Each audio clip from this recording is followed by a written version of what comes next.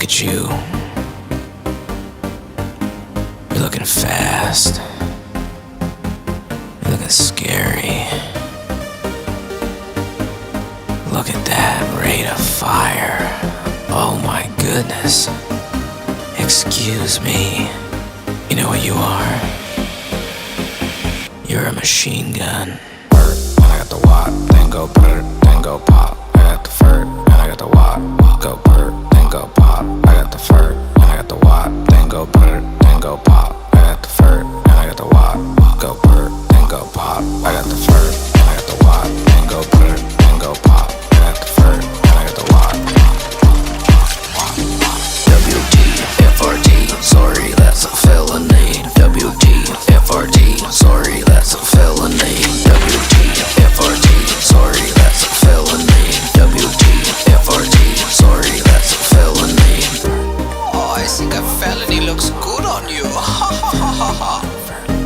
Don't worry, I hear prison's very fun. I guess there's lots of fun times in prison you can have. I regret you.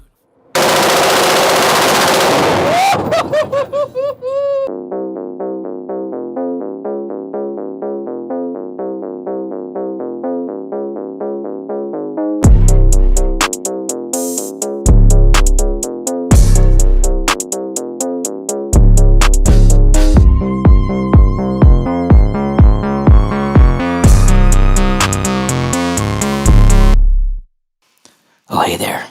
I just want to put out a quick disclaimer that there's a lot of spicy shit happening with these triggers right now, and if you want an update on the legal situation, this isn't the video to watch. There are other videos that you can go check out on YouTube, though. Anyway, now for the video.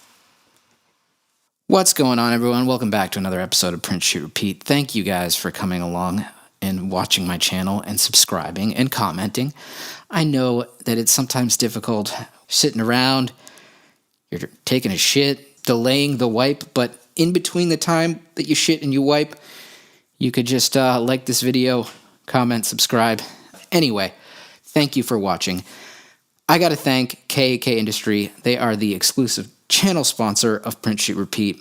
They are exclusive distributors of the Shockwave Blade Pistol Stabilizer.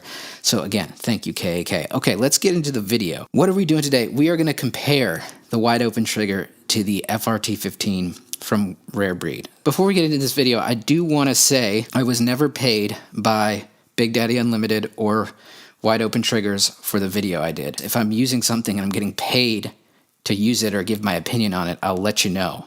With that said, a lot of you were a little upset that I didn't use the Rare Breed because they are technically like the first ones to offer it, the forced reset triggers onto the market, and I get that frustration. I didn't have a Rare Breed, or else I would have used it and compared it. I would have done we would have done two U-bars and then have one in each and dual wield it. I mean, that would be even better.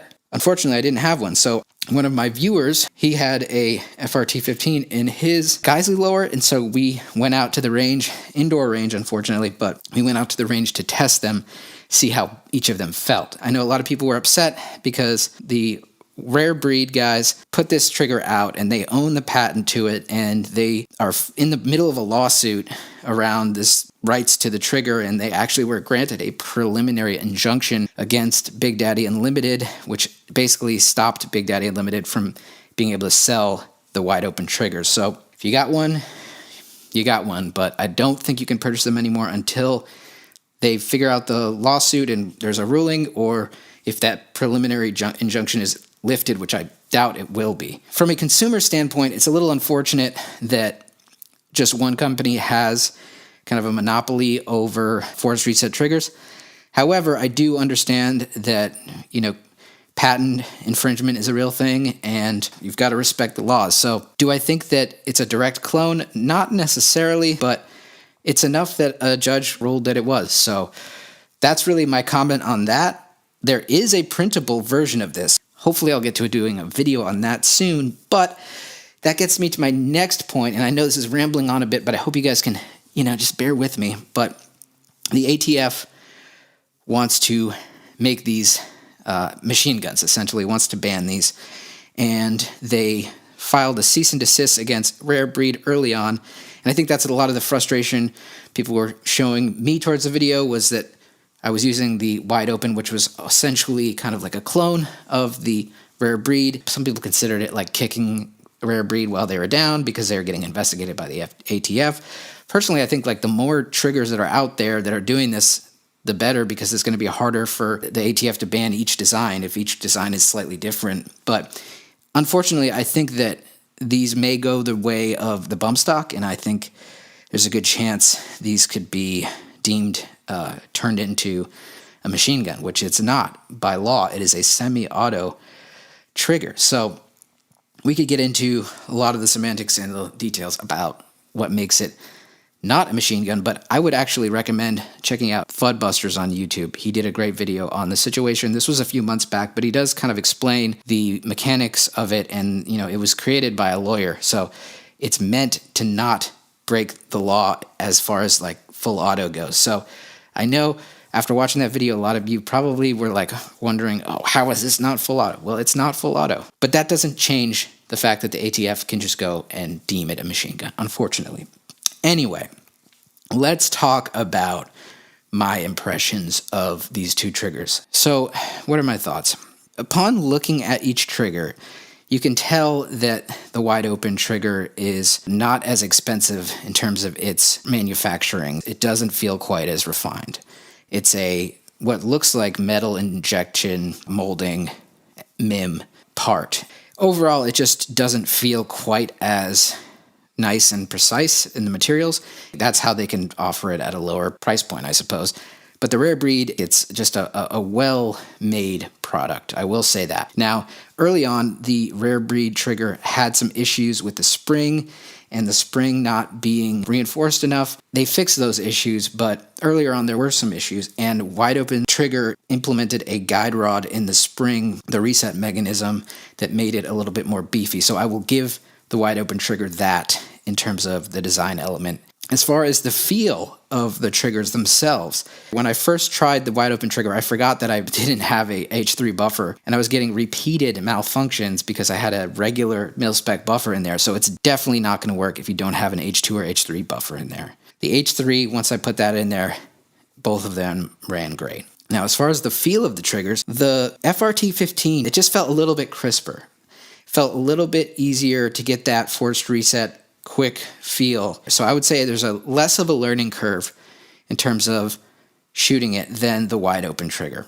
It felt like it was a lighter trigger almost, or it was just like a little bit of a crisper feel to it. And maybe that's just the shape of the actual trigger itself, or it could just be the distance that the spring is when you pull it, but it just felt a little bit crisper, a little bit more precise. Did they both work? Yes, absolutely. They both work as they should, and I didn't really run into any issues with either of them. All right, so one of the things I've been trying to do that I didn't get to try on the last test with the Wide Open Trigger is I want to try to do some single shots. Let's see if I can pull a single pull without doing a burst and see how hard it is.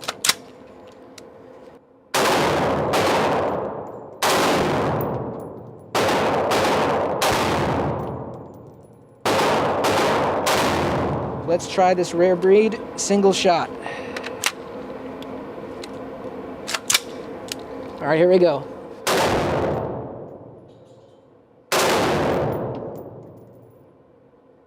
Oh, here we go.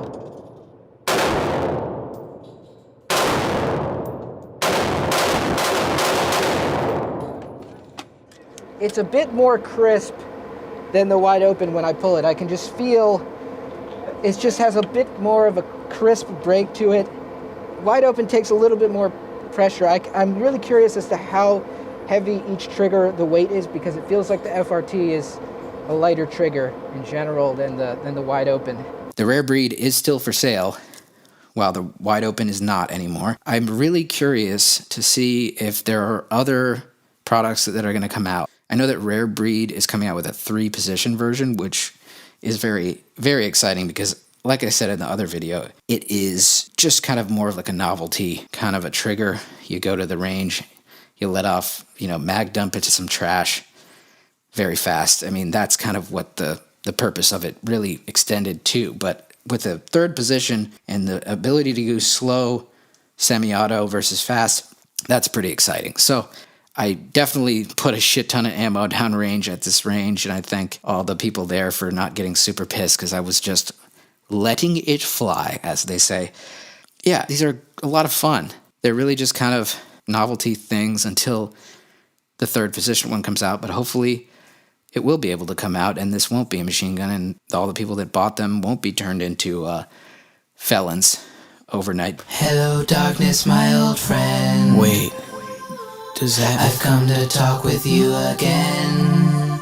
Does that mean I'm a felon now? Oh no. I guess that's really all I gotta say. The topic's kind of hot, and I wanted to give my thoughts on the Rare Breed. It's a great trigger, and it serves its purpose well. So thank you guys for watching, and this has been another quick episode of Print, Shoot, Repeat. You can follow me on Instagram at Print, Shoot, Repeat, and on Twitter at Printing Guns. I got merch now, and the merch will be in my bio link or in the comments. Please give that a look. We got t-shirts, stickers, all sorts of fun stuff. Thank you guys for watching another episode of Print, Shoot, Repeat. Bye!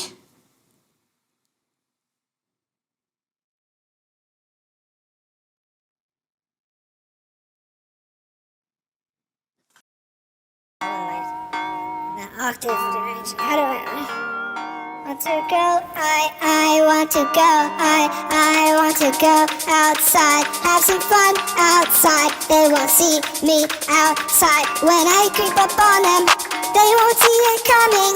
They don't even know that I pack a pole in my cargoes. Oh, oh, oh, look at me.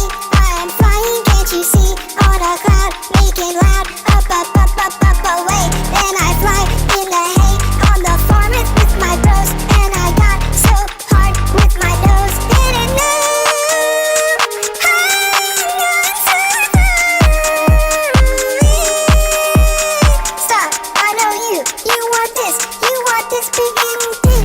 And get where I go. And I want to go.